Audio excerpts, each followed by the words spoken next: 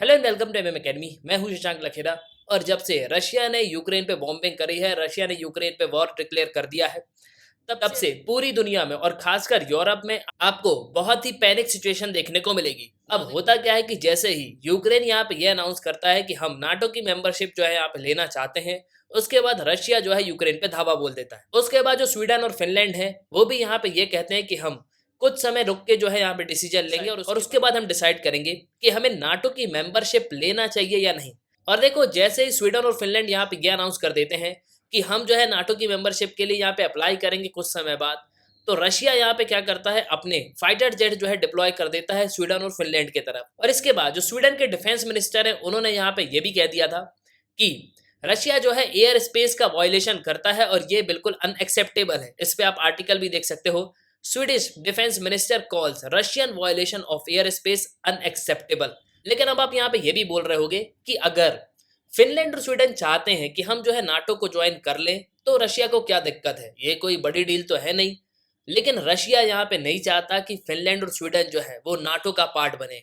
लेकिन अब finally Finland ने ये अनाउंस कर दिया है कि हमको विदाउट एनी डिले नाटो को जो है ज्वाइन कर लेना चाहिए। इस पे आप आर्टिकल भी देख सकते हो, Finland wants to join NATO without any delay. इस पे आपको ट्वीट भी देखने को मिलेगी, ये द टाइम्स की ट्वीट है।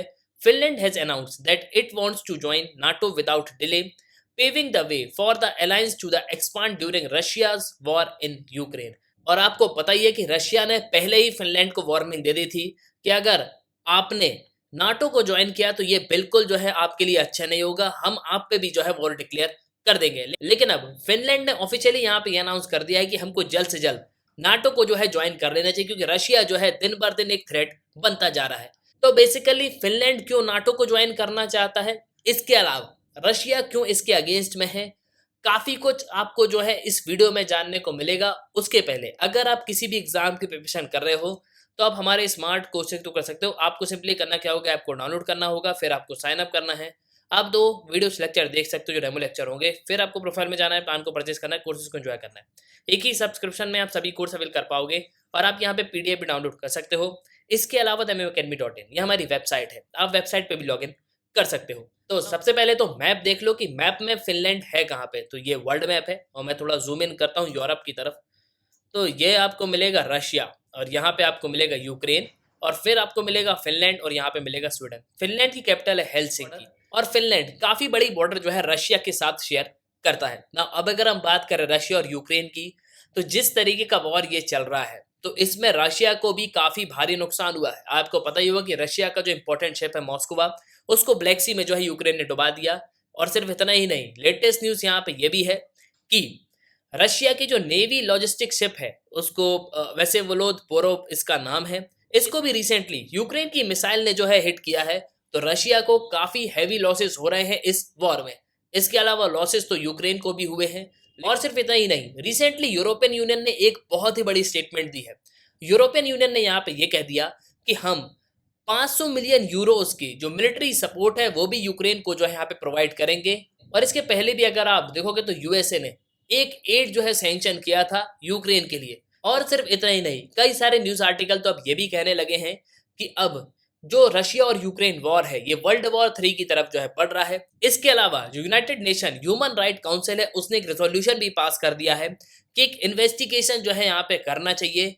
जो वॉर क्राइम्स जो रशिया ने किए हैं, रशिया के ट्रुप ने जो वॉर क्राइम किए हैं, जो बूचा क्लिंग्स करी हैं, तो इन सब की एक ट्रांसपेरेंट जो है इन्वेस्टिगेशन होना चाहिए ना। अब मैं चाहता हूं कि एक बार आप जो है नाटो को समझ लो कि बेसिकली नाटो है क्या। देखो, नॉर्थ एटलांटिक ट्रेडी ऑर्गेनाइजेशन आपको पता ही होगा कि ये एक मिलिट्री अलायंस है। इसको 1949 में फॉर्म किया गया था। पहले 12 कंट्रीज थी जिसमें यूएस, यूके, फ्रांस, इसके अलावा और भी कंट्रीज थी, जिससे जो सोवियत यूनियन का एक्सपांशन है यूरोप में वो ना हो पाए, मतलब सोवियत यूनियन जो है एक्सपांड ना हो पाए।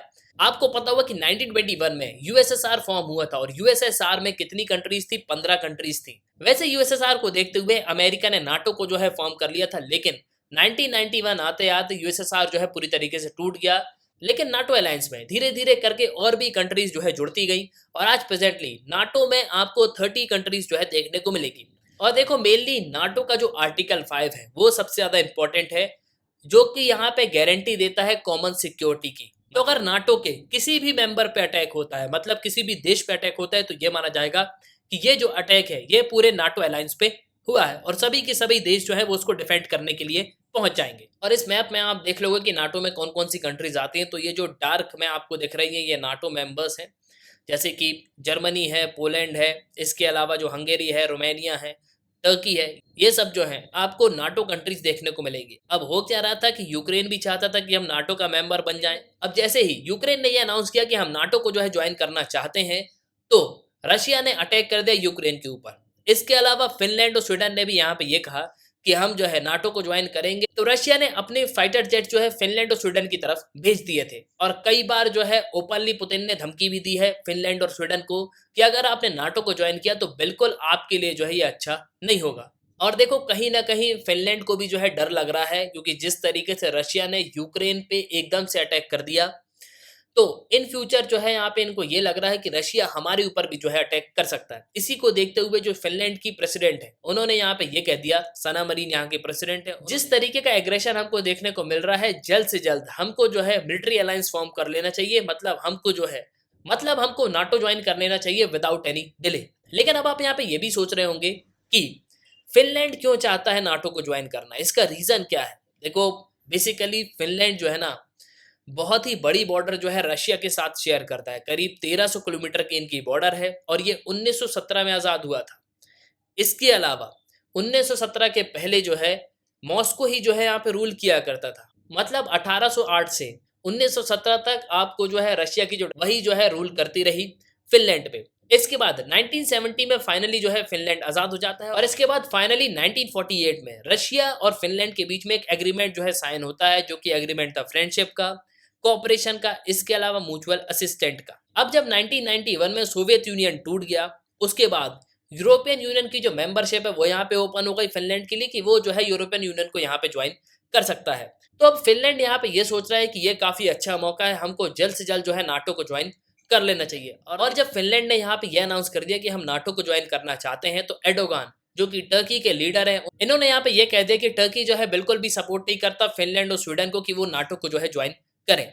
इसके साथ साथ इन्होंने यहाँ पे एक चीज और कह दी कि जो नॉर्डिक कंट्रीज हैं वो बहुत सारी टेररिस्ट ऑर्गेनाइजेशन का जो है होम है। यहाँ पे आप स्टेटमेंट भी देख सकते हो, the Nordic countries were home to many terrorist organisation.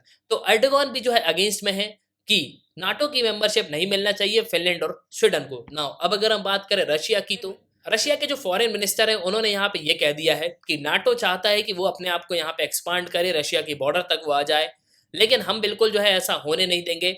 और अगर ऐसा हुआ तो जो भी इंपॉर्टेंट स्टेप्स हमको लेने पड़ेंगे बिल्कुल जो है हम लेंगे।